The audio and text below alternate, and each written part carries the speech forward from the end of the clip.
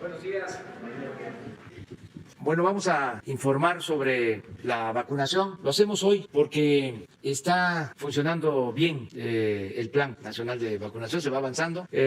Ayer se vacunó a muchos adultos mayores en el país. Es posiblemente el día de más vacunas que se han puesto a adultos mayores desde que empezó la campaña. Si no, el primero es el segundo día, muy cerca, alrededor de los 300,000 vacunas. Entonces vamos bien y tenemos reservas, no hay contratiempo.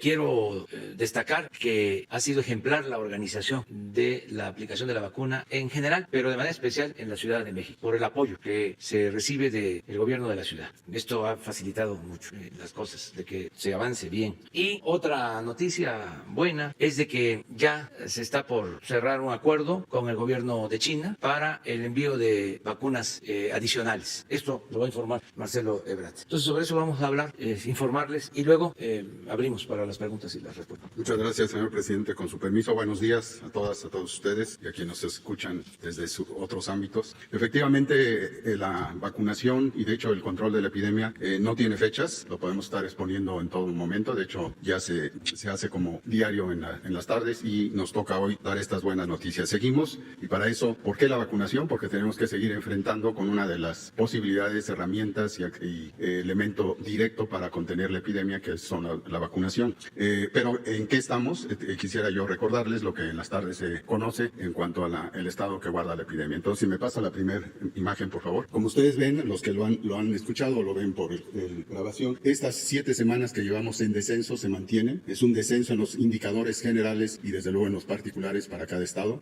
Posiblemente a principio de semana tengamos, como todas las semanas, el estado actual de la epidemia de los estados en general, de los 32 estados. Pero en esta información que integra todo el país tenemos la evidencia de una disminución de los casos incidentes. Esto les recuerdo, estamos en el curso de la 8ª semana epidemiológica y tenemos por semana aquí señalado desde el principio un descenso en el número de casos que hasta hoy se han estimado en 2.339.561 y que se sigue en la línea azul, que muestra como el primer ACME, que ya comentamos hace unos días, se logró antes de los 60,000 casos y que superó los 100,000 casos de activación de actividad de la enfermedad, de contagios al principio, desde fines del año pasado, y que se acentuó en este trimestre. Pero este descenso de 6-7 semanas alcanza inclusive para el día de hoy el 13%, menos 13% de los casos, y que corresponde a 46,221, que es el 2% de los casos totales que señala. Desafortunadamente, 192,488 es el histórico de defunciones que tenemos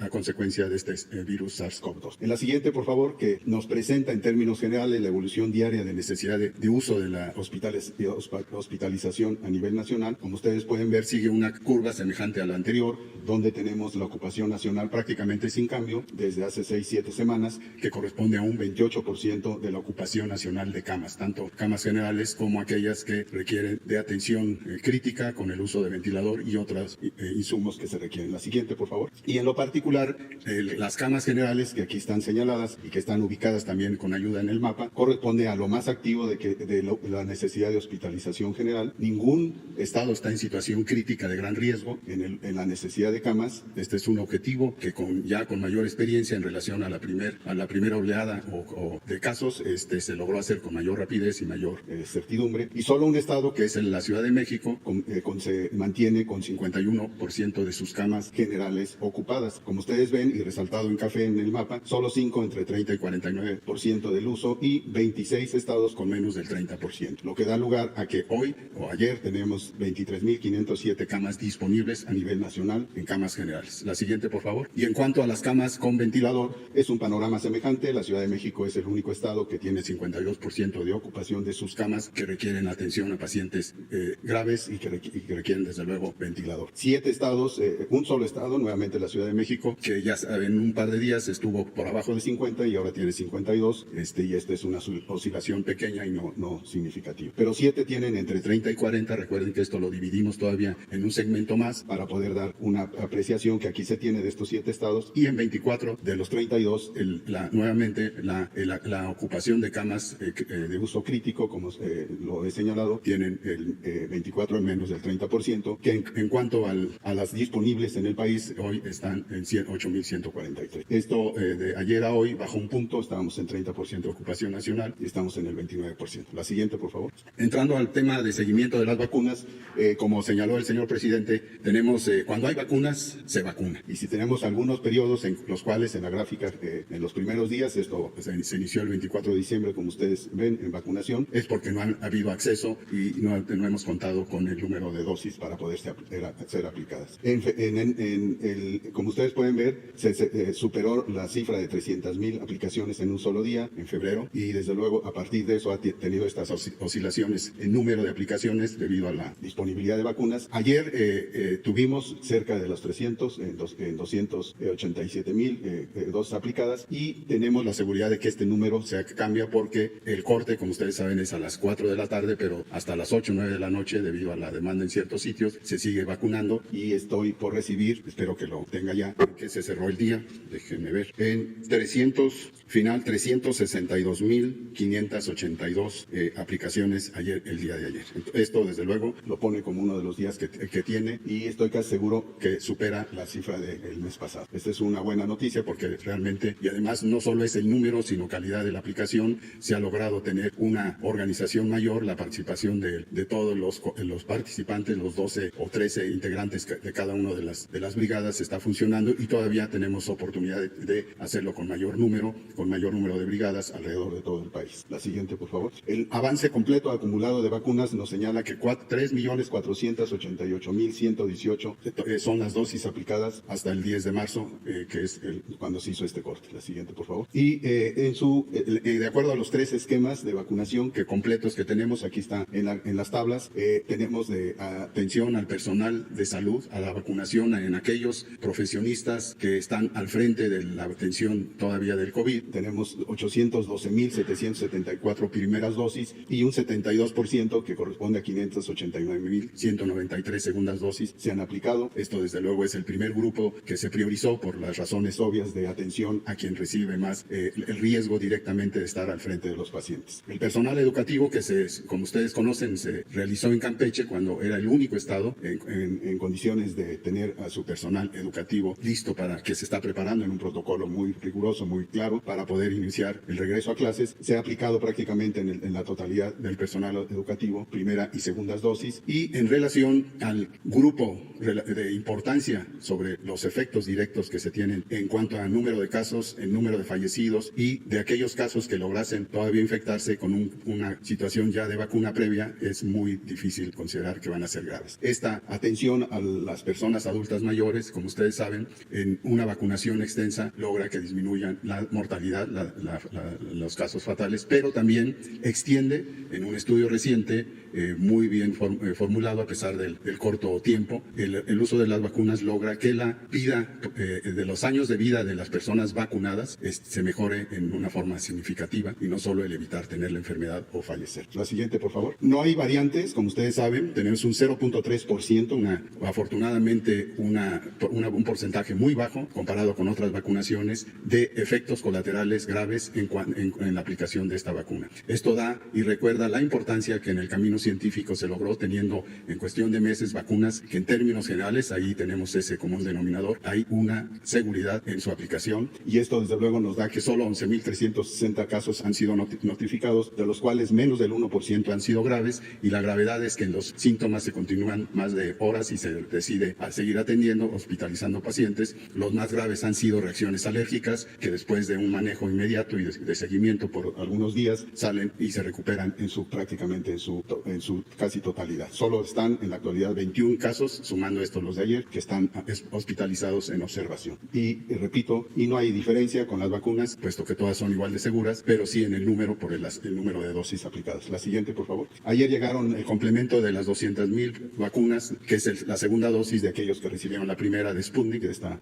vacuna rusa, y de inmediato se están aplicando ya para completar a estas 200,000 personas que fueron básicamente las que se vacunaron, no en personal médico, sino en adultos mayores. La siguiente, por favor. Y en total, un poco más de 5,5 millones de dosis recibidas a partir del 23 de diciembre están aquí expresadas en las empresas, de acuerdo a las casas farmacéuticas, y desde luego todavía tenemos novedades al respecto. Tenemos en perspectiva aquellas que se están trabajando a granel por parte del envío del principio activo del laboratorio CanSino, y también desde luego lo que se está haciendo con AstraZeneca en el contexto de la obtención de este producto y su trabajo en el laboratorio Leomón. Ambos van muy bien, son dos empresas mexicanas y que tienen esa certeza de estar haciendo el manejo del principio activo, que no es solo meter en frasquitos, sino hacer una serie de pruebas en las cuales se está haciendo, y que COFEPRIS está regulando de una forma mucho más certera, mucho más rápida y de confianza para nuestro país. Esa es la información que tenemos,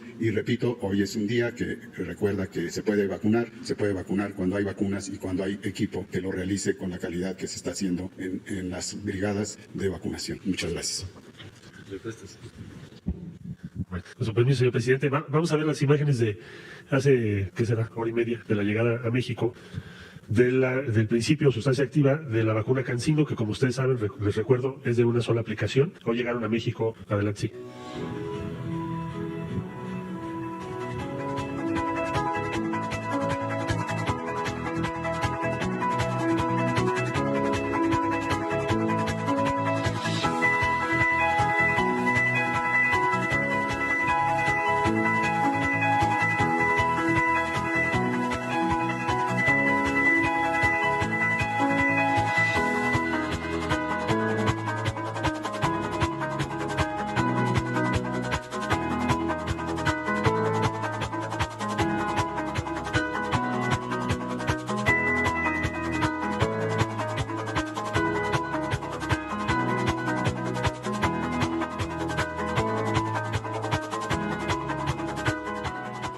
Muchas gracias. Bueno, esto es, como decía yo hace poco, muy pocas horas, en la madrugada, llegaron a México 3 millones de dosis, con lo que habíamos recibido 2 millones antes, ya tenemos 5 millones de dosis de CanSino en México, entregadas a COFEPRIS, envasadas, verificadas con todo el proceso biológico, 1 millón. Se tiene que hacer un proceso de supervisión por parte del CAYAC, es un laboratorio mexicano de referencia que depende de COFEPRIS, y la fecha para iniciar y terminar esta fase son los últimos días de marzo. O sea, en este mes, antes de que termine este mes, de acuerdo al informe que tenemos de COFEPRIS por un lado y por otro de la empresa, de CanSino, tendremos la posibilidad de aplicar esa vacuna unidosis tal y cual se programó.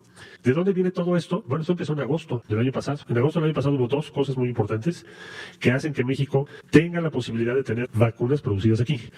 ¿Cuáles fueron esos dos procesos? El de CanSino, por instrucción del señor presidente de la República, y debo decir el doctor Alcocer, que nos dijo busquen esa vacuna, porque pensamos en la Secretaría de Salud que va a ser muy útil porque es unidosis y por sus características. Bueno, entonces, en agosto del año pasado se inició un proceso muy largo que tuvo que ver con, primero, hacer el contacto, después convenir que se hiciera la fase 3 en México, 15,000 participantes es la fase 3. Les recuerdo que la fase 3 es cuando se prueba en su fase final que lleva a resultados definitivos una vacuna. Entonces se hizo una fase 3 en México de 15,000 personas, la más grande que hemos hecho en nuestro país, porque el presidente de la República quería saber cómo funciona esa vacuna en nuestra genética, en nuestra población. Y así se hizo. Posteriormente se llegó al acuerdo de que en México se envasara y fuera el proceso final, porque tenemos que hacerlo. México tiene que producir cada vez más y mejor y reducir su vulnerabilidad frente al exterior en cualquier circunstancia.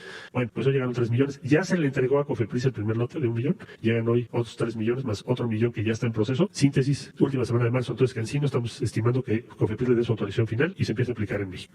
Comentarles que también por gestión directa del presidente de la República se inició una negociación con el gobierno chino, de la República Popular China. De hecho, el señor presidente ha hablado varias veces con el embajador de China en México, Xu, ya su nombre propio, buen compañero, buen amigo de México. Y en síntesis, ¿en dónde estamos? Yo les decía el martes que tenemos 12.1 millones de dosis de Sinopharm. Es una vacuna desarrollada y aplicada en China y en ese momento ya en 15 países. Esto se finiquita la semana que entra y sí se concluye la negociación para que llegue a México en abril, mayo, junio. Entonces, 12 millones de dosis, pues son 6 millones de personas adicionales al plan de vacunación que ya se tiene, a lo que ya se tiene de abastecimiento. Y por otro lado, con Sinovac, que también es una empresa china, se llegó a un acuerdo para tener 10 millones de dosis adicionales, es decir, 5 millones de personas adicionales a lo ya previsto, y otra vez sería abril, mayo, junio y julio. Entonces, con estos dos acuerdos que están muy avanzados, Sinovac ya está autorizado en México, ya las se está aplicando aplicando con muy buenos resultados y ahora se va a firmar entonces ese contrato ya confirmado con Sinopharm la semana que entra. Entre martes y jueves estamos firmando ese documento y se presenta inmediatamente a COFEPRIS para su autorización y que pueda llegar a México. Si nos da tiempo, la última semana de marzo empieza a llegar y si no, la primera de abril. Y eso son buenas noticias porque es un abastecimiento y una garantía de que el plan de vacunación va a tener sus metas cumplidas, que es lo que ha marcado el señor presidente de la República. También informarles que recibimos instrucciones, así como se hizo con toda anticipación en agosto, de hacer negociaciones para traer a México una fase 3 o varias de vacunas para menores de edad, por lo que ya iniciamos esas negociaciones y en cuanto tengamos resultados, pues aquí los vamos a conocer. Pero México va a ser uno de los países participantes previendo lo que tiene que ocurrir, que es que la vacunación vaya bajando hacia los menores de edad. Muchas gracias. Bueno, en suma, se mantiene el compromiso de que para finales de abril vamos a tener vacunados aún con una dosis a todos los adultos mayores de 60 años. Vamos a cumplir con ese compromiso. Entonces son buenas noticias y por eso queríamos hablar con ustedes, porque ayer, de acuerdo a lo que mencionó aquí el doctor, pues fue el día de más vacunación, alrededor de 360,000 personas vacunadas. Ahora sí, abrimos, pero quedó pendiente una compañera. Gracias, presidente. Reinaide Ramírez, de página y reportera independiente. Bueno, la primera es sobre el tema de las mujeres. De todo lo que ya hemos visto en esta semana o en las últimas semanas, en el caso particular de lo que le corresponde al gobierno federal, en la cuestión de frenar la violencia institucional. Si pudiera comentarnos un poco qué está haciendo, han hecho muchas explicaciones, pero sí algo concreto de lo que se esté haciendo para frenar este tipo de violencia que se ejerce contra las mujeres y de la violencia institucional. Me refiero al encarcelamiento de mujeres por aborto, a la negativa de expedientes, a todas esas situaciones que se viven diariamente en este sentido. Pues estamos todos los días atendiendo demandas, casos y evitando que haya abusos, que se cometan injusticias. Todos los días estamos protegiendo a las mujeres, garantizando sus derechos. Lo hacemos para garantizar la seguridad, la paz, la tranquilidad. Ese es nuestro trabajo. Presidente, si bien no le corresponde intervenir directamente o de alguna manera en las fiscalías, que son las que tienen la responsabilidad directa de abatir la impunidad de los casos en los estados, en lo federal. En la cuestión de la prevención, supongo que le corresponde al gobierno federal trabajar. Y en este caso hay una investigación de la reportera Lina Loe Flores, recientemente hizo una investigación sobre cómo se está ejerciendo el gasto en mujeres. Y ella habla de que, según su investigación, 120 millones de pesos en los últimos 2 años han ido al gasto corriente de la institución y muy poco, bueno, no menciona qué es lo que se está haciendo directamente para atender a las mujeres en este instituto. Habla también de los contratos que se están dando, que siguen favoreciendo el gobierno federal, sigue favoreciendo a las televisoras, TV Azteca, Televisa, con estos recursos. Entonces ella habla de que, por ejemplo, Televisa tiene una empresa filial de otra empresa de Televisa, que al final es el mismo grupo, recibe 11 millones para organizarles eventos. Menciona también que tiene a un funcionario de apellido López Portillo administrando los recursos del Instituto de las Mujeres. Entonces, parece que no se ha hecho muchas limpias, presidente, en algunas dependencias federales y no se están ejerciendo los recursos pues de una manera que vayan directamente en este caso a las mujeres. Bueno, pues no tenía información sobre eso. Vamos a investigar. No creo que se le esté entregando el recurso destinado a las mujeres a empresas. De todas maneras, lo vamos a investigar. Es que sigue la misma política, presidente, que hacen campañas en la televisora. Es como pretenden llegar. O sea, es el mismo sistema que se utilizaba en otros gobiernos. ¿Cómo llegar a las mujeres? ¿Cómo prevenir la violencia contra las mujeres? Entonces hacen campañas publicitarias que obviamente las transmiten por televisión y es finalmente a donde se va el recurso y no se puede medir qué realmente tan efectivas son. Entonces, si se les está dando el dinero porque ellos organizan las campañas, ellos pasan las campañas y pues hasta ahorita ese tipo de campañas no parece que tuvieran mucho efecto. Entonces, ¿cuál sería o qué sería lo que está inventando esta nueva administración para que realmente se pueda abatir la violencia contra las mujeres y haya una efectiva prevención? Bueno, para empezar, se redujo mucho el gasto de publicidad. Eso es parte del malestar que hay en algunos medios de información, porque se servían con la cuchara grande. Les daba muchísimo dinero el gobierno a los medios y eso se redujo. mucho. No tiene que ver. Las campañas son otra cosa, los contratan para eso. Las campañas básicamente son dos, las campañas generales. Una que tiene que ver con orientar para reducir el consumo de drogas, todo lo que tiene que ver con las adicciones. Esa es una gran campaña. Y la otra es la que se dirige a la orientación nutricional. Y todo lo que es el dinero que se maneja de publicidad tiene que ver con comunicación social. No lo manejan las dependencias como era antes. Todo lo decide la Dirección de Comunicación Social de la Presidencia. No es que Gobernación contrate, Pemex contrata, la Secretaría del Trabajo contrata. No, todo tiene que ver con la estrategia que se define para todo el gobierno. De todas maneras, vamos a investigar. Pues es una empresa que se llama CREA, se crea y es del mismo grupo de Azcárraga. Y, o sea, 11 millones para que organice un evento, para que hagan un evento, y al final no se saben los efectos que se tienen, sí, porque sigue la misma forma de hacerlo. Y a revisar. Y sobre la limpia, presidente, de funcionarios o que no están trabajando de una manera, pues de acuerdo al cambio que usted ha encabezado. O sea, ¿cómo sigue esa limpia en las dependencias federales? Usted ha dicho que no va a despedir a nadie, pero igualmente hay personas que no están de alguna manera muy encaminadas al objetivo que usted se plantea. Pues ha habido cambios, se están dando constantemente y ya se tiene un equipo muy consolidado en el gobierno, de gente con convicciones, gente honesta, sensible, verdaderos servidores públicos. No deja de haber todavía, porque es un proceso, quienes se formaron durante el periodo neoliberal y tienen otras concepciones, otras ideas. Por ejemplo, se arraigó mucho el que el gobierno no debe de promover el desarrollo, que todo debe de privatizarse, que no debe de utilizarse el presupuesto público para apoyar a la gente, que no se debe de invertir en educación pública, en salud. Por ejemplo, esto de las vacunas. Imagínense si estuviesen los tecnócratas, pues estarían cobrando por las vacunas y estarían dándole preferencia a los de arriba y a los influyentes. Ya se hubiesen vacunado todos los de arriba y se hubiese dejado al pueblo en estado de indefensión. Entonces sí hay diferencias sustanciales. El que haya más igualdad, sí, les es extraño el que no haya influyentismo. Claro, es un proceso. Lo he dicho muchísimas veces. Imagínense, el porfiriato 34 años y el neoliberalismo 36 años. Pero hay cosas que llevan mucho tiempo que se dé, o sea, para que se den los cambios. O sea, lleva tiempo. Afortunadamente yo veo que vamos bien y vamos avanzando bastante. Haciendo a un lado el racismo, el clasismo, la discriminación, todo esto que estaba muy arraigado de festejar a los corruptos, de aplaudirle a los corruptos. Ahora ya hay pena. Antes se les aplaudía, repito, no perdían su respetabilidad. El derroche, los lujos, ya lo piensan. Sería bueno presentar un informe, presidente, justo de eso. Si ya hay una ley, si ya es delito grave la corrupción, ¿cuántos se han consignado funcionarios en estos 2 años por esa causa? Sí, se lleva bastante avance. Ya puedo decir, arriba. No hay corrupción, aunque les dé coraje a los conservas. Ya se acabó. ¿Pero cómo, presidente? Pues porque el presidente no es corrupto y no tolera la corrupción. Pero ¿y abajo? ¿Los funcionarios? La corrupción se está limpiando de arriba para abajo, como se barren las escaleras. Es que eso es lo fundamental. Si arriba hay corrupción, pues no se puede resolver nunca el problema, porque es mentira de que el presidente no sepa o no esté enterado. El presidente se entera de todo.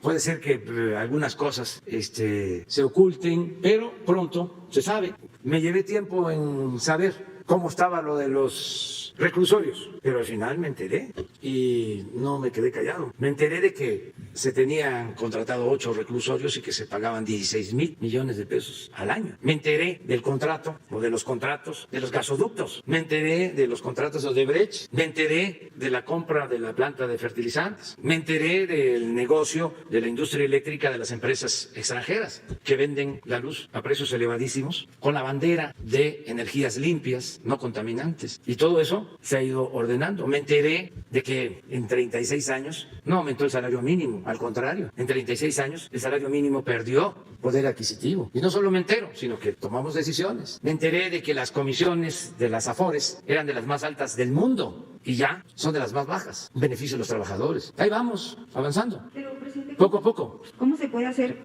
Yo enlazo la cuestión esta de la corrupción con la impunidad, que usted ha hablado mucho de combatir la impunidad. Usted tiene reuniones diarias de seguridad aquí en México e incluso se enlazan con los estados, pero no hay o no se ve claro un avance justamente para combatir la impunidad. Yo le hablo en este caso de los homicidios, feminicidios y la violencia que se ejerce a diario.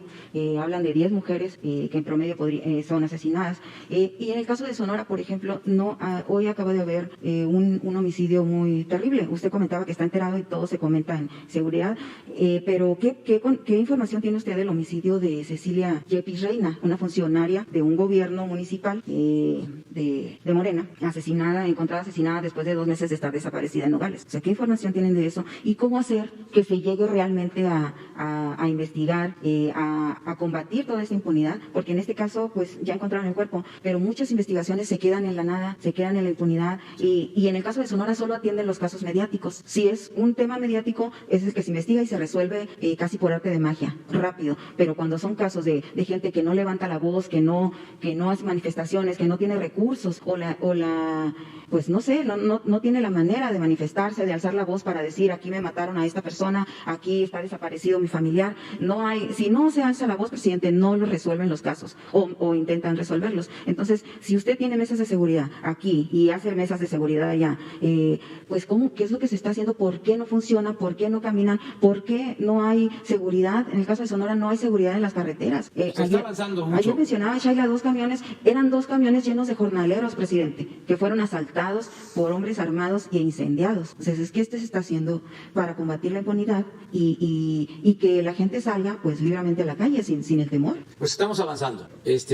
No es un asunto sencillo, ya lo hemos dicho, un proceso de descomposición que se fue fraguando al calor del mal gobierno, de la corrupción, de la pérdida de valores. Por eso dijimos desde antes de llegar al gobierno que se necesitaba una transformación para revertir el proceso de descomposición, que es más que una crisis, es una decadencia. Y por eso no funcionaba el seguir haciendo lo mismo. Se requiere de una transformación. Y es lo que estamos haciendo. En Sonora, por ejemplo, que estás mencionando. Ayer nos preguntaban, ¿cuánto tiempo llevamos al gobierno? 2 años, 3 meses, 2 años, 4 meses. 2 años, 4 meses. Tenemos en Sonora, que no había hace 2 años, alrededor de 2.500 elementos de la Guardia Nacional. No habían. O sea, sí es distinto. Tenemos en Sonora 6 instalaciones de la Guardia Nacional, que no habían. No sé si tengan ahí el dato. Entonces, sí hemos avanzado. Mira. El general Mújica, hechos, no palabras. Tenemos un cuartel de la Guardia Nacional en Bavispe. No había, pero si ya estoy en Bavispe, de una vez aprovecho para decirte que el crimen a las mujeres, a los niños, niñas en Bavispe, ya se investigó y hay más de 10 detenidos responsables. Tenemos del sí. Lanford Levarón. Sí, pero tenemos también en Moctezuma. Yo inauguré el cuartel. Tenemos acá, límite con Baja California, San Luis, Río Colorado. Tenemos en Caborca. Sí, por favor, aquí están, estos son. Cajeme fue el primero. Tenemos en Nogal, Bavispe, Moctezuma, Hermosillo, Pitiquito. Y tenemos en construcción Navojoa y Guaymas. Entonces son 1, 2, 3, 4, 5, 6 ya terminados y 2 en proceso. ¿Cuántos elementos? A ver, déjalo ahí. Mira cómo está Sonora. Es el segundo estado con más territorio en el país. Pero esto no existía. Para que tengan una idea, cada instalación, cada cuartel de la Guardia, en promedio, 25, 30 millones de pesos. Y eso porque los hacen los ingenieros militares. Sin corrupción, imagínense un cuartel para 120 elementos, personal masculino, femenino, con todas las instalaciones, 25, 30 millones de pesos. Inversión federal en esto. Esto estamos hablando, llevamos 2 años, 4 meses en el gobierno, pero esto se hizo en año y medio. Ahora, los elementos que tenemos, 2.665 elementos de la Guardia Nacional. Entonces, sí, se está avanzando. Desde luego, hay problemas. Muchos. Sí, y tenemos que seguir adelante. Y no solo es esto. Lo que estamos haciendo con los pueblos yaquis no se hacía en muchísimo tiempo. Presidente, si tiene detectado, entonces, ¿qué es lo que está fallando que si bien ya hay más elementos, no esté llegando le llaman percepción de seguridad en la comunidad y sigan ocurriendo, por ejemplo, no hay temor de circular por las calles o por las carreteras de Sonora como nunca se había sentido. O sea, la gente no sale, no transita de noche en las carreteras, los están asaltando, les están quitando Siguen carros. habiendo O sea, entonces, delitos y estamos trabajando. Es un proceso. y la corrupción no se ha combatido en las policías, presidente. O sea, que ¿cómo va ese convenio de ya las municipales y estatales? Sí, se Y está federales también, ¿no? trabajando, pero eso corresponde al gobierno del Estado, a los gobiernos municipales. Así es.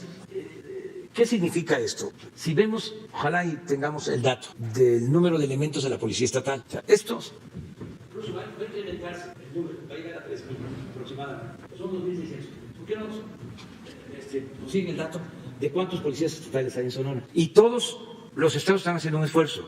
¿Y qué reporte tiene de los estados, presidente, justamente del combate de la corrupción en las policías? Porque en el caso de Sonora, por ejemplo, no se informa eso. Se está avanzando. Lo que sucede es que estaba muy descuidado. O sea, todo en general. El gobierno, más claro, ni el agua. El gobierno estaba organizado para robar, no para servir al pueblo. Ya. El gobierno era un comité al servicio de traficantes de influencia de una minoría rapaz. No era un gobierno del pueblo, para el pueblo. No les importaba el pueblo. Eran negocios, decían ellos, business. ¿Qué le vendo al gobierno? ¿Qué negocios hago con el gobierno? Tengo una palanca con un hijo de un alto funcionario y puedo vender papel, o puedo vender cámaras de vigilancia, o puedo vender patrullas o ambulancias, o puedo construir un reclusorio y lo rento al gobierno, o puedo perforar un pozo petrolero y extraer crudo y quedarme con una utilidad. ¿Por qué? Porque ahora ya hay una reforma para que haya utilidad compartida, es decir, que lo que es de la nación se comparta, pero no con el pueblo, sino con particulares. Entonces, así estaba todo. Entonces, Y en muchos estados sigue, presidente, así. sí, pero va cambiando. Es un proceso. ¿Cuántos son? 5,000. Sí. Y 2.600 nosotros, en el caso de Sonora. Y este es un estado, podrás decir que no es así, pero yo respeto tu punto de vista siempre, voy a respetar Que no es como. tu manera de expresarte, en donde hay más policías estatales que Guardia Nacional. Ahora ya hay estados en donde son más los elementos de la Guardia Nacional que los policías estatales. Aquí no, aquí, sí, es que son 2.000 municipales. Entonces los estatales vienen siendo como 3.000, ¿no? No. ¿Estatal? Sí, tienes razón, son pocos, sí. 900. Hay más municipales, o sea, hay más Guardia Nacional. 900 estatales y 4,000. Municipales. Sí. Es que hay estados también en donde la municipal está integrada al estatal, pero aquí no, aquí son más municipales que estatales. Presidente, sí hay interés y se está haciendo algo para mejorar, no nada más una limpia de policías corruptos, sino mejorarles los sueldos y elevar Sí. un poco dignificar un poco su labor.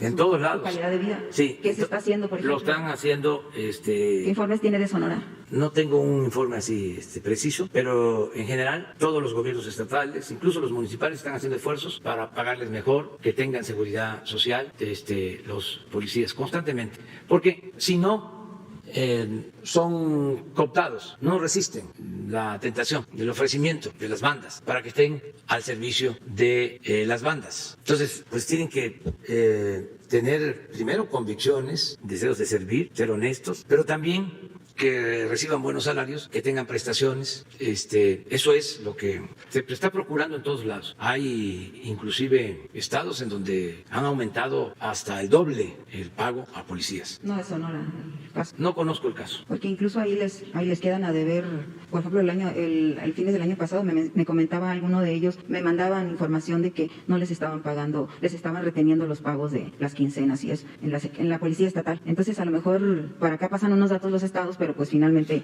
es otra. Aquí nos enteramos y vamos a informar de cuánto gana. Presidente, y en un tema... Es más, una vez presentamos, y lo hacemos los día 20 de cada mes, que hacemos el informe general de seguridad. En algunas ocasiones hemos dado a conocer cuánto ganan los policías. Ahora estoy recordando eso. Ya lo hemos hecho. Entonces, para el próximo 20, que no va a ser el 20 el informe porque es sábado, el 21 es domingo, que vamos a estar en Guelatao, puede ser como el 22 el informe, que corresponde al 20.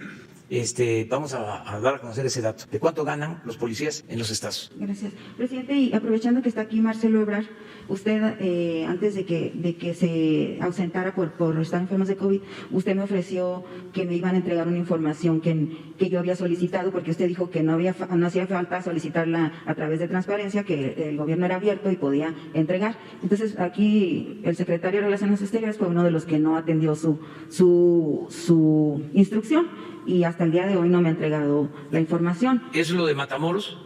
No, lo que le pedí fueron, fíjese lo que le pedí, los currículos de los cónsules que se han nombrado en su administración. Ajá. Ni eso me puede mandar un currículum. O sea, hay a raíz de lo que se nombró a la cónsul en Estambul, empecé a pedir los currículums para ver qué personas hay, porque ya ve que varios cónsules han resultado, pues no sé cómo los elige, pero sería bueno que nos explicara, porque han resultado el de Tucson, bueno, ya estamos viendo el de Estambul y estamos viendo otros cónsules es lo que yo quiero investigar, como qué personas están ahí, a quiénes están poniendo, y si es por favores políticos, o si es, bueno, ya le estoy diciendo lo que... Sí, pero no lo que estás pensando para tu reportaje. Pero tenemos información de eso, ¿no? Es pública, dice Marcelo. Pues es lo que le dije. Pero de todas maneras se te va a entregar. Ya, con mucho gusto. Y lo que mencionaba usted también, bueno, porque por ejemplo en el caso de la cónsul de Estambul, tiene un libro donde ella dice que, pues como ya le dije lo otro, le digo de una vez, dice ella que ella escribía las columnas que Marcelo le dictaba. Entonces digo yo, o sea, ¿cuáles son los méritos de haber colocado a ciertos cónsules en el mundo? Y si ya es otra, bueno, si ya estamos en una transformación, si no estamos en los gobiernos anteriores. Esa es una. Y de los datos que le he solicitado, le he solicitado cosas muy sencillas que no están en la página porque ya las busqué y no ha sido posible que me las entreguen. La otra que solicité y que usted lo acaba de mencionar es de que tampoco sí me atendieron, la CEP sí me atendió, me dio inmediatamente la información y en el caso de la Secretaría de Seguridad Pública me invitó a revisar la información que le solicité y en una oficina, muy bien todo, nada más que los 8 contratos están testados, presidente. Entonces, no está como los que mostró la Fiscalía sobre el caso de este caso famoso. Entonces, si está todo testado, pues no se puede ver. Incluso información que ustedes dieron a conocer aquí no se puede leer en los contratos. Entonces, está hasta el 2024, está reservada también esa información. Yo no sé si usted podría... Sí, que te entreguen todo. Información reservada. Ahora vamos a decirle a Jesús que te atiendan y que te entreguen toda la información. Y nada más le encargo por ahí lo de la equidad, ¿cómo? Lo equitativo, presidente. Sí. Por favor. Sí, siempre. Gracias. Bueno, vamos con el compañero y luego.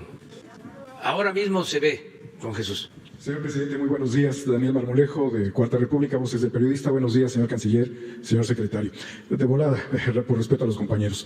Señor presidente, algunos comentarios de Guardia Nacional, si pudiera yo atenderlos personalmente con la secretaria de Seguridad Pública, si usted me autoriza, rápidamente. La necesidad en materia de economía de generar un anillo con cientos de cooperativas en torno a los proyectos de infraestructura de la Cuarta Transformación. La rapacidad de las grandes corporaciones que aquí se ha señalado requiere una transformación también en la vida comunitaria. Mujeres que nacieron del cooperativismo se ofrecieron originalmente a través de un documento que hicieron llegar a la otrora subsecretaria de Gobernación para ayudar a regenerar el tejido social en Tlahuelilpan. Y esto es muy importante. Este mismo grupo desea ayudar a las comunidades, son mujeres, a aprender del cooperativismo y que no sean la rapacidad de quienes despojan el flujo de economía y que acaban nada más convirtiendo en empleados a los miembros de las comunidades. Si usted autoriza que con esta visión la secretaria de Economía se reúna con estas mujeres. Sí. Perfecto, señor presidente. Y además es oportuno porque se están entregando créditos para mujeres, pequeños créditos, ¿no? Para artesanías, pequeñas empresas, y lo está viendo Tatiana Cloutier. Si se armonizan, van a funcionar como una relojería, son autogestivas, economía solidaria, cultura, educación, deporte, transformación, sobre toda la infraestructura. Sí. Tercer punto rápido, señor presidente, le entregamos a nombre de 7 comités técnicos el proyecto de la Red Humana Mexicana, no sé si ha tenido oportunidad de verla. Este grupo de personas me piden que además, si usted lo autoriza, ya estamos en el desarrollo del prototipo, después de entregar un plan maestro. Lo estamos haciendo con las uñas, con lo que podemos, pero queremos que esto no se vaya a su rancho, señor presidente, sino que nos permitiera participar como un consejo consultivo ciudadano, reunirnos con CONACYT, con quien haya que reunirnos. Sí, con María Elena. Muchas gracias. La señor presidente. directora de CONACYT. Muchas ¿Sí? gracias a mis compañeros. Nada más una aclaración, Sí, ¿eh? sí, No sí. es rancho, ¿eh? No. Es una quinta. Es una quinta, pues Sí. esto, perfecto, sí, O sea, porque hay cambios. dicen rancho, son muchas hectáreas. Es una quinta. Y esto sí, son 12.500 metros cuadrados. Y y allá me voy a ir, pero hasta el 24, si el pueblo lo decide. ¿Qué tal? Buenos días. Soy Fabiola Martínez de La Jornada. Presidente, antier, el auditor especial para el caso que analizó la cancelación de la construcción del aeropuerto en Texcoco dijo que no hubo dolo en su informe y que no quería afectar la figura presidencial. Sin embargo, no ofreció otros datos, otras cifras y solo habló de que había diferencias en las cuestiones de metodología. Finalmente, está corriendo ese proceso en la Cámara de Diputados y le quiero pedir su opinión tanto de lo que dijo este auditor especial como del proceso en sí. Bueno, nosotros ya solicitamos formalmente a la Cámara de Diputados una investigación sobre este asunto. Yo envié un escrito, a ver si no lo tengo ahí, en su momento, para que la Cámara de Diputados interviniera, porque la auditoría depende de la Cámara de Diputados. Entonces, que se hiciera la investigación, que se informara y que pues se tomaran medidas. Yo creo que la Cámara de Diputados está haciendo esa investigación. Lo que recuerdo es de que hicieron un cálculo en el caso del aeropuerto de que había costado la cancelación, creo que 330,000 millones. Y de acuerdo a la auditoría que ellos mismos hicieron, el costo de la cancelación fue de 111,000 millones. O sea, le agregaron como 200,000 millones. Por eso fue todo un escándalo. Si se tratara de presentar denuncias acusando a nuestros adversarios, a la prensa conservadora, de daño moral, imagínense, cuánto estaríamos recibiendo, ¿no? Pero no es eso, porque lo que queremos es pues, que se hable con la verdad. Presidente, Aquí está, si quieres, lo leo. Como seguramente es de su conocimiento, la Auditoría Superior de la Federación, que depende de la Cámara de Diputados, elaboró un informe tendencioso y falso sobre el procedimiento y el manejo de recursos del gobierno que presido. Entre otras cosas, tal instancia difundió en los medios informativos que el costo de no construir el aeropuerto en Texcoco ascendía a 331,991 millones de pesos, cuando en realidad la cifra fue de 110,807 millones de pesos, es decir, una tercera parte de lo publicado. En consecuencia, le solicito de manera respetuosa y en observancia del principio de separación de poderes, y si para ello no tiene inconveniente, que se emprendan las acciones necesarias para impulsar una investigación que permita el esclarecimiento a fondo de las equívocas afirmaciones de la Auditoría Superior de la Federación y despeje la lamentable desinformación que el documento referido indujo en sectores de la opinión pública. Considero que tal solución es necesaria para servir a la causa de la transparencia y preservar el prestigio de las instituciones. Eso es lo que plantea. Y yo creo que sí se está haciendo la investigación. No tengo más conocimiento. realmente el auditor especial no se desiste de lo que él presentó, pese a estos comentarios y reconocimientos de que hubo un error. Habla de que hubo diferencias metodológicas, insiste en esto, hasta donde sabemos no hay una cifra nueva que hayan dado, alguna corrección. ¿Qué opina usted de esto? ¿Va por buen camino este análisis, esta investigación? Yo espero que sí, porque es muy obvio. No pueden equivocarse de tal manera. Estamos hablando de 200,000 millones de pesos. Si fuesen 10 millones la diferencia, 15, 20, 50, pero son 200,000. Además, no es cierto lo que ellos sostuvieron y lo que difundieron los medios. ¿Fue un error o hubo la intención de dañar al gobierno? Y por eso toda la campaña. Bueno, tan es así que quisimos hasta poner, y lo hicimos, lo que habían dicho intelectuales, comentaristas, sobre el caso, ¿no? Cómo se lanzaron todos. Entonces vamos a esperar el resultado, que la Cámara haga la investigación. Bien, presidente, en otro tema, una empresa canadiense, una minera canadiense, ha anunciado su interés en explorar otro tipo de yacimientos y tiene mucho interés en el litio. Usted en días pasados nos comentó que haría un análisis acerca de este recurso natural e incluso habló de la posibilidad de analizar algún tipo de expropiación, alguna otra figura. ¿Han avanzado en este proceso y qué opina pues del interés que tienen estas mineras, en especial esta canadiense, de avanzar hacia la explotación del litio? Gracias. Todavía no tenemos ninguna solicitud formal, lo está viendo la Secretaría de Economía, pero no hay intención de entregar concesiones para la explotación de nuestros recursos naturales. Ya no es la misma política. No hemos entregado ninguna concesión para la explotación minera en el tiempo que llevo en el gobierno, porque tampoco es necesario. Entregaron demasiadas concesiones.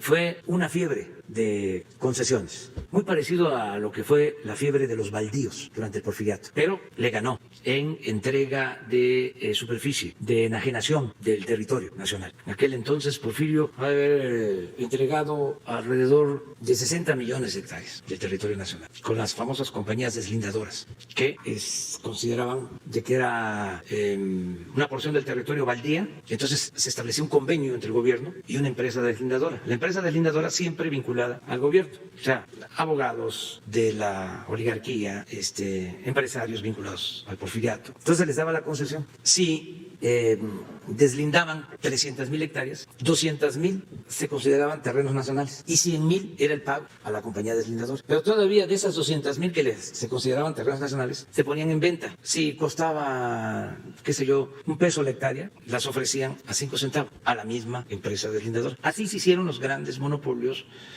pues los grandes acaparamientos de la tierra, grandes latifundios. Terrazas llegó a tener en Chihuahua 2.500.000 hectáreas. Por eso se decía que Terrazas no era de Chihuahua, sino Chihuahua era de Terrazas. Imagínense, 2.500.000 en ese entonces. En mi estado, un señor que se llamaba Policarpo Valenzuela llegó a tener 750.000 hectáreas. Y mi estado tiene en total 2.400.000 hectáreas. O sea que él llegó a tener pues una cuarta parte del territorio de Tabasco. Un hermano del maestro Justo Sierra era el dueño de Cozumel, de toda la isla. Bueno, pero todo eso se quedó corto con lo que hicieron durante el periodo neoliberal, de Salinas al presidente Peña, porque entregaron 120 millones de hectáreas. Hablaba yo de que en el Porfiriato fueron 60 millones, ahora 120. Nuestro territorio son 200 millones de hectáreas y ellos entregaron en concesión 120 millones de hectáreas para la explotación minera. Entonces, ¿cuándo se termina de explotar todo ese territorio concesionado? Pues nunca.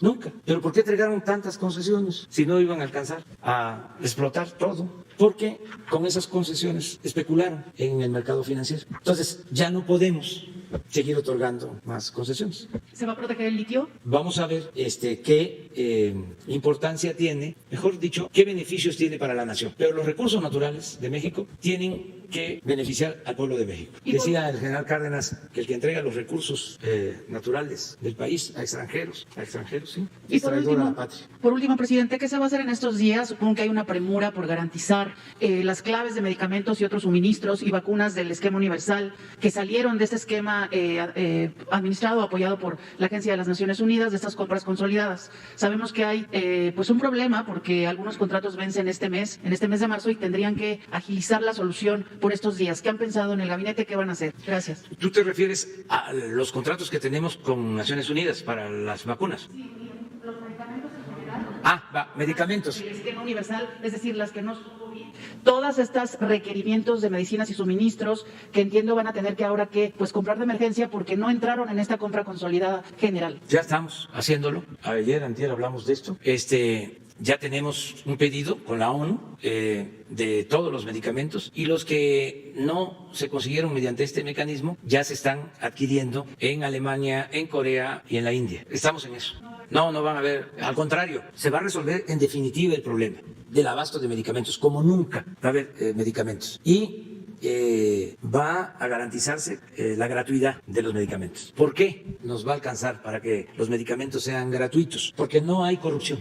Diría que con el mismo presupuesto que se usaba antes, nos va a alcanzar para entregar de manera gratuita los medicamentos, por los ahorros que se están logrando.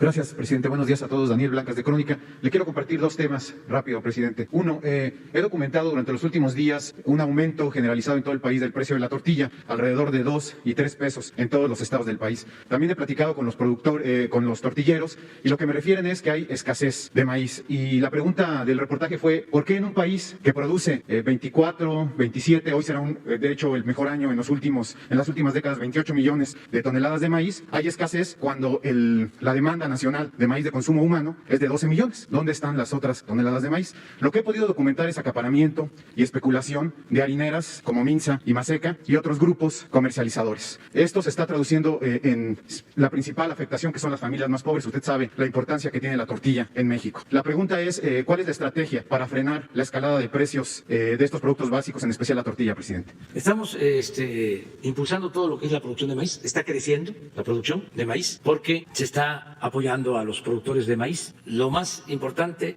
para estos apoyos es el precio de garantía. Se está apoyando a los productores de maíz con un precio de garantía, que significa como 2 pesos más por kilo de maíz. Pagaban 3 pesos, 3.20 y ahora casi 6 pesos, 5.70 el kilo al productor. Lo otro que está ayudando mucho es la entrega de fertilizante, que vamos a ir avanzando cada vez más. Hay casos como en Guerrero, de que toda la producción era para autoconsumo, la producción de maíz, y no alcanzaba, y ahora les fue bien por la entrega del fertilizante, aumentaron su producción y ya están hasta comercializando, poco, pero tienen excedentes. Aumentó el precio del maíz a nivel internacional, eso también afectó. Y el maíz no solo se utiliza para la tortilla, para la alimentación directa de las personas, de todos, como alimento básico, sino también se utiliza para alimento de aves, ¿sí?, de porcinos, de ganado porcino. Entonces, eso es también lo que está ocasionando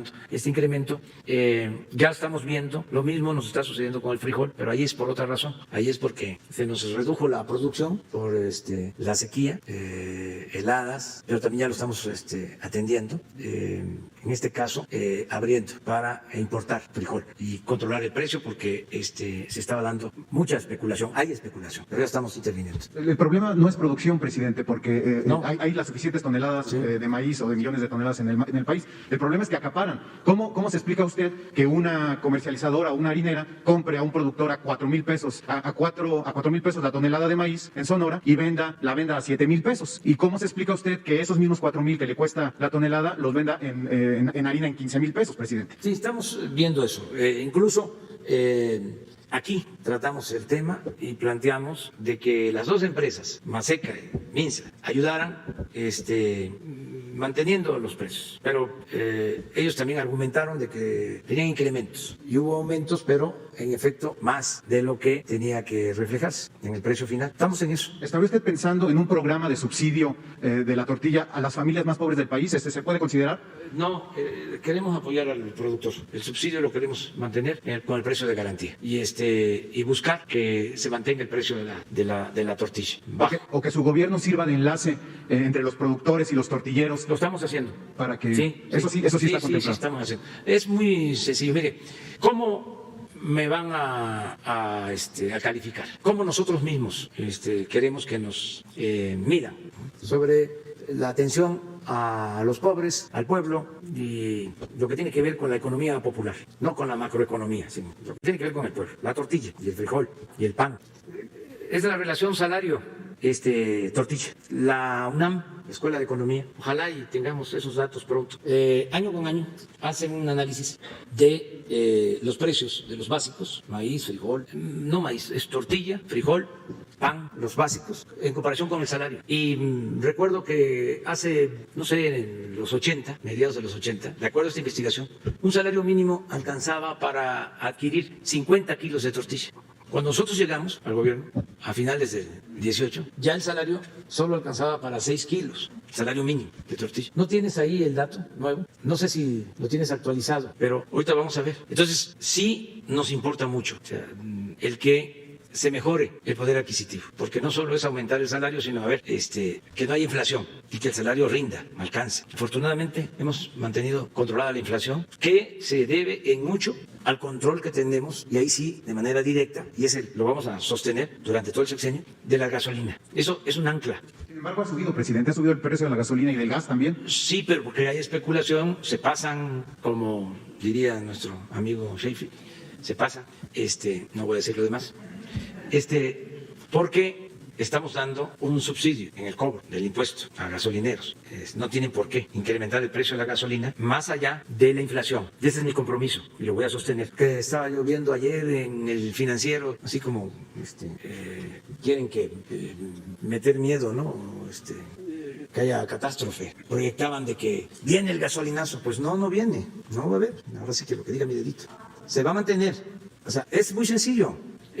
La gasolina hoy tiene que costar lo mismo que en noviembre del 18, en términos reales. No puede costar más, porque es mi compromiso. Y lo mismo el diésel. Sí, porque hay especulación, porque abusan. Vamos a ver el comportamiento, que ya se aquí se acordó, y una vez lo repito, que la gasolinera que se encuentre que está robando, que no entrega el litros completo porque tiene aparatos, estamos ya por hacer una reforma para suspenderle la concesión. O sea, se quedan sin concesión. O sea, se acabó la robadera. O sea, el que se le encuentre un aparatito en la bomba para no entregar litros completos, se cancela la concesión. Y lo mismo, si no se detiene la especulación, entregamos más concesiones, más competencia. ¿Lo mismo en el precio del gas, presidente? Igual, y estamos teniendo reuniones. Pero el caso de los energéticos son nuestra ancla, contrario a la política neoliberal, que decían que si aumentaba el salario había inflación, y hemos aumentado el salario y no hay inflación. O sea, la inflación se mantiene, porque era pues una gran mentira. Engañaron estos tecnócratas corruptos, mentirosos. Entonces, por eso se cayó el salario mínimo en México es de los más bajos del mundo. Es una vergüenza que esté más bajo, con todo lo que hemos aumentado el salario, está más bajo que en Guatemala, que en El Salvador, que en Honduras, que en Nicaragua, desde luego, más bajo que en China. Y digo esto porque cuando empezó el crecimiento en China se hablaba de que la ventaja comparativa de China era de que estaban muy bajos los salarios, y sí, estaban bajos con respecto a cómo estaba el salario en México. Pero ahora es más bajo el salario en nuestro país que en China. Y todo esto fueron los 36 años de política neoliberal. Pero de esto no se dice nada en los periódicos, no se hace ningún comentario en la radio. Ciro no habla de esto en la televisión, como si no hubiese habido pasado, ¿no? De nuevo, o México surgió de la nada y resultó que de repente pues, se volvieron opositores, ¿no? Los que eran gobiernistas, se volvieron defensores de derechos humanos, los que callaron cuando desaparecía la gente, cuando convirtieron al país en un cementerio. De repente, los que no dijeron nada cuando se llevó a cabo la fiebre de las concesiones mineras, ahora son defensores del medio ambiente. Los que nunca escribieron nada de que se iba a destruir y acabar con el lago de Texcoco, y con los patos, con la flora, con la fauna, ahora se amparan. Bueno, los que nunca se preocuparon por las muertes de Juárez, por las violaciones de mujeres, los feminicidios, ahora ya son feministas. Es el mundo al revés. Pero, a ver, ¿no tienes el dato ahí? Pero lo que estás planteando de la tortilla sí es interesante, importante, y lo tenemos que estar atendiendo. Es que esto es mucho mejor que cualquier otra cosa. 82, un salario mínimo. Aquí empieza la política neoliberal en el 83, se empieza a aplicar. Y el salario a veces lo aumentaban por abajo de la inflación. Hubieron años, del 83 a la fecha, que si la inflación era del 5, el aumento del salario era del 3. Entonces, miren, esto. Y esto es lo que tenemos que cuidar. ¿Cómo vamos a ir poco a poco avanzando? ¿Por qué tenemos esto? Porque llevamos 3 aumentos al salario, alrededor del 55%. Ah, qué bien, 51%. Términos nominales, 51%. Pero aquí voy a hacer un reclamo, aprovechar. El último aumento del 16%, 15 o 16, el último aumento al salario, 16, no lo aprobaron los del sector empresarial.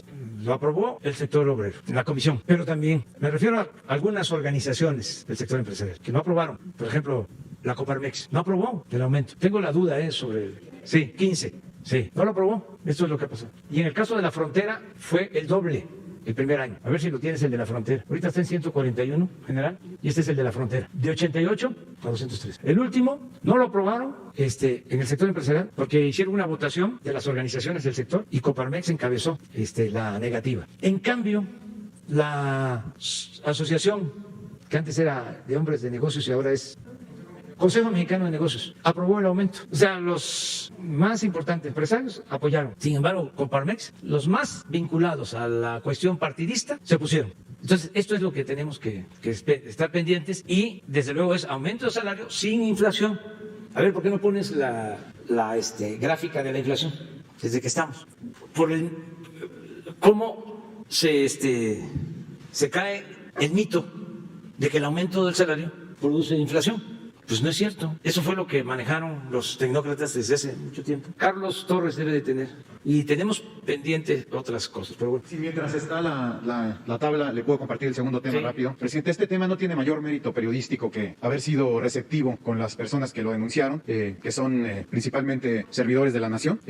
Esto le puede a usted indicar y la necesidad de que meta mano ahí o que ponga orden en lo que está pasando, presidente. Solamente los escuché. Ellos fueron los que me enviaron documentos, me enviaron tablas, me enviaron cifras, me enviaron contratos, etcétera. Entonces no hay mayor mérito ahí. Y lo que pudimos publicar es lo siguiente, presidente. entre enero y febrero se entregaron a los delegados del bienestar 56 millones de pesos, exclusivamente para los gastos operativos del tema de la vacuna. No hubo un solo peso que llegara a los servidores de la nación de esos 56 millones. Se documentó también el uso de prestanombres para que quien se dedica a la promoción electoral o política pudiera meter a familiares, amigos en la nómina de servidores de la nación y que no pudiera ser detectado en sus acciones políticas o electorales. Se detectaron aviadores. Se detectó que se obliga a los servidores de la nación a repartir los depósitos de viáticos. Hay moche. Que hay incorporación de jóvenes construyendo el futuro. Como servidores de la nación se les sube a servidores de la nación a los jóvenes construyendo el futuro a cambio también de moches. Es decir, te subo como servidor o te subo como UVA. Usted sabe que las UVA son unidades básicas de atención, pero a cambio de que den la mitad de su salario. Todas estas cuestiones las documentamos con las voces de ellos, presidente. Mi pregunta es, ¿cómo se va a sacudir usted a estos delegados, subdelegados y coordinadores regionales que están dedicados a la corrupción? Es muy sencillo. Preséntame la prueba. Si lo que dices es cierto, los responsables se van. Entrégale las pruebas a Jesús y yo me voy a hacer cargo de la investigación. Nada más que sea cierto, que no sea como yo le indiqué al como principio, se dijo, sí, como se dice coloquialmente, que no sea grilla. Más elevado se dice politiquería. ¿No habría represalia contra los servidores que pudieran contactar? No, de ninguna manera. De ninguna manera. Nada más que yo te digo, aunque no descarto de que sea cierto, no lo descarto, pero lo dudo. Porque yo estoy pendiente y los servidores de la nación, la mayoría, la inmensa mayoría, son mujeres, son hombres muy conscientes, o sea, de los que luchan por la libertad, de los que no se quedan callados, de los que no toleran, pues, abusos. Entonces, yo estoy constantemente recorriendo el país, me tienen confianza. Si eso, por ejemplo, fuese así, yo ya tendría alguna información. ¿Usted no la tenía? No, y yo ando abajo y escuchando a la gente. Pero de todas maneras, lo vemos. Presidente, ¿no es momento ya de que se renueve la política? Usted seguramente no hay en los últimos años un presidente más cercano o con mayor contacto a la ciudadanía que usted. Podemos ver todos los días con Leticia cómo llegan ciudadanos con proyectos y los vemos nosotros con proyectos inteligentes, con proyectos estructurados, que tienen el sentido comunitario. ¿Por qué recurrir a los mismos de siempre, a los mismos cuates de siempre que solamente andan pidiendo o buscando cuestiones electorales? ¿Por qué no humanizar la política? ¿Por qué no ciudadanizar la política? Recurrir a todos estos ciudadanos que todos los días le vienen a presentar proyectos y no repartir. No se hace, siempre se hace. Aquí hemos hablado de que la crisis de México, que se originó por la política neoliberal o de saqueo, llevó a una degradación en todos los órdenes de la vida pública. Fue un proceso de degradación progresiva. Por eso hablo de decadencia, porque es más que una crisis. No solo tuvo que ver con lo económico, con lo social, con la pérdida de valores. Tuvo que ver también con lo político. Entonces, estamos buscando, ¿sí? Todavía no dejamos de buscar mujeres y hombres con convicción, con principios, con ideales, que quieran servir. Porque en la concepción antigua, sobre todo durante el periodo neoliberal, lo que se buscaba era el dinero, lo material, era ocupar un cargo para enriquecerse, para hacerse grande con la riqueza mala vida, poder por poder o dinero.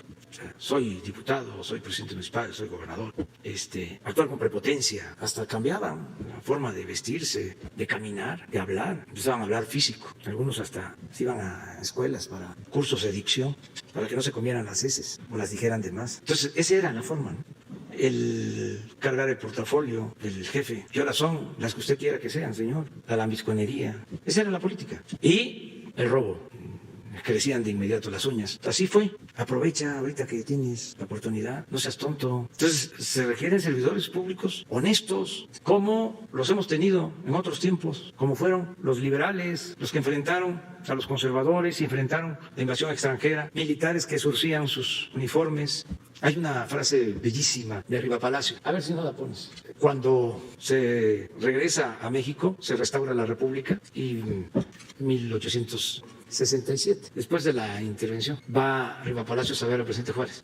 Yo lo tengo en mi libro, en la economía moral. Pon Juárez, Riva Palacio, puede ser. Y le dice el presidente Juárez, porque va Riva Palacios a decirle que se retiraba, ¿no? Se iba a dedicar a escribir. Y el presidente Juárez le dice que el país, la nación, le debía, ¿no? Porque había pagado con su dinero a los soldados del ejército liberal que tenían una deuda. Y tiene él una frase muy buena: a la nación no se le cobra, a la nación se le sirve. Entonces, eso eran, ¿no? No solo los grandes dirigentes nacionales, sino los gobernadores de los presidentes de la República, muchos honestos. Reciente, don Adolfo Ruiz Cortines, una gente honesta. Desde luego el presidente Juárez y otros, pero también gobernadores que entraban hasta con dinero y salían pobres del gobierno. Había una mística de servicio, una convicción. Entonces, eso es lo que se está buscando, tener gentes con convicción, que les importe la transformación, que les importe la gente, que les interese la nación, que le tengan amor al pueblo. Y es un proceso, vamos hacia allá. A la patria se le sirve, no se le cobra. Vicente Riva Palacio. Y lo de la inflación ya lo tiene. Pero eso es lo mejor. Hay muchos, ¿eh? Yo estoy satisfecho porque ya hay relevo generacional. Si el pueblo lo decide y el creador lo permite, yo estoy hasta el 24. Y me jubilo, ahí sí, a Palenque.